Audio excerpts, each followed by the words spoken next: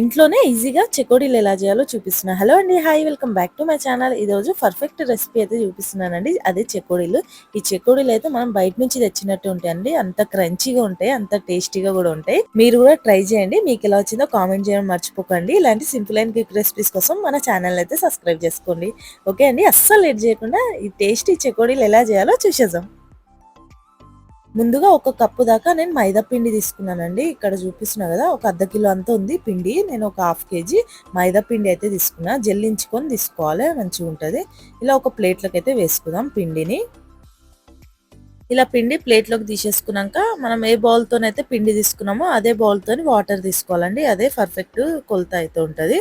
ఇక్కడ నేను ఒక బౌల్లోకి మనం పిండి తీసుకున్న బౌల్తోనే ఒక కప్పు దాకా వాటర్ అయితే వేసుకున్నా. నెక్స్ట్ ఇందులోకి ఒక 1 టేబుల్ స్పూన్ దాకా నువ్వులు, ఉప్పు, ఒక హాఫ్ టేబుల్ స్పూన్ దాకా ఉప్పు అయితే వేసుకోవాలండి. ఒక హాఫ్ టేబుల్ స్పూన్ అలా పసుపు, అలానే కొద్దిగా కారం, ఓమ, కొద్దిగా ఓమ వేసేసుకోవాలి. అలానే వేడిగున్న నూనె వేసుకోవాలండి. ఒక 2 టేబుల్ స్పూన్స్ దాకా ఆయిల్ అనేది వేసుకోవాలి. ఇక్కడ మీరు ఆయిల్ వద్దు అనుకుంటే బటర్ కూడా వేసుకోవచ్చు. ఇలా వేసుకున్నాక మంచిగా మసలు పెట్టుకోవాలి. ఇది మసలు పెట్టుకున్నాక ఇక్కడ చూస్తున్నారు కదా, ఇలా మసలేటప్పుడు మైదా ఉంది కదా, మైదా ఇందులోకి వేసేసుకొని గ్యాస్ ఆఫ్ చేసేసేయాలి.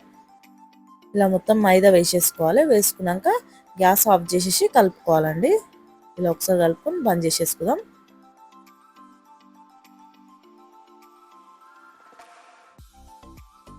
ఈ పిండి అనేది చల్లగా కాకుండా వేడి మీద కలుపుకోవాలండి. అందుకనే నేను ఇలా ఒక బండ మీదకి తీసేసుకుంటున్నా మొత్తం పిండి. ఇలా తీసుకున్నాక ఒక తడి క్లాత్ తీసుకొని పిండిని బాగా తడుపుకుందాము. ఇట్లా చూస్తున్నారు కదా, ఇలా చేయి కాలకుండానైతే మంచిగా కలుపుకోవాలి. వేడి మీద కలుపుకుంటే చెకోడీలు అనేది మంచిగా వస్తాయండి. అందుకనే నేను ఇలా పచ్చి బట్టతోని కలుపుతున్నా. ఇక్కడ చూస్తున్నారు కదా, ఇలా కొద్దిగా చల్లగా అయిపోయినాక ఇలా ఒకసారి మొత్తం కలిపేసేసుకొని కొద్దిగా పక్కకు తీసేసుకోవాలి. నేనైతే ఇక్కడ చేతితోనే చేస్తున్నానండి. మిషన్ ఉంటే మిషన్తో కూడా వేసుకోవచ్చు. మనం మురుకులు వేసేది ఉంటుంది కదా, దాంతో కూడా వేసుకోవచ్చు. నేనైతే ఇక్కడ కొద్దిగా తీసుకొని ఇలా చూస్తుండ్రు కదా, నేను ఆల్రెడీ కొన్ని వేసేసిన. ఇలా అయితే చేసుకోవాలండి చెకోడీలు. మొత్తము కొద్దిగా పిండి తీసుకుంటూ రోల్ చేసుకోవాలి. ఇలా రౌండ్ షేప్లో మధ్యలతో రౌండ్ షేప్లో వేసేసుకొని ఇట్లా ప్రెస్ చేసేస్తే చెకోడీలు అయితే తయారైపోతాయి. ఇలానే అన్ని చెకోడీలు చేసుకోవాలి. ఒక ఇద్దరు ఉంటే ఇంకా జల్దీ అయిపోతాయి. ఎన్ని అయినా చేసుకోవచ్చు. ఒక్కళ్ళు ఉంటే కొద్దిగా టైం పడుతుంది అంతే.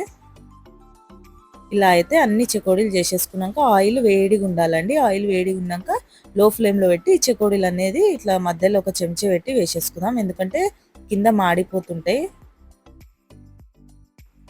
ఇలా ఒక 2 నిమిషాలు అయ్యాక ఇలా ఒకసారి కలుపుదాం.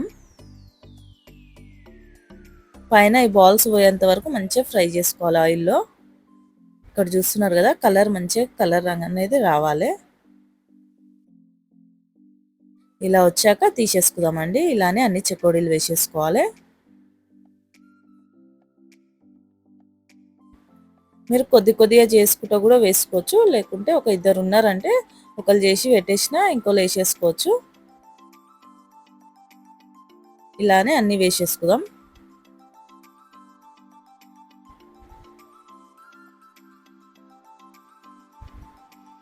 ఇక్కడ చూస్తున్నారు కదా, ఎంత మంచి అయినాయి చెకోడీలు అయితే రెడీ అయిపోయినాయండి. ఇలానే అన్ని వేసేసుకుని ఒక ప్లేట్లోకి అయితే తీసేసుకుందాం.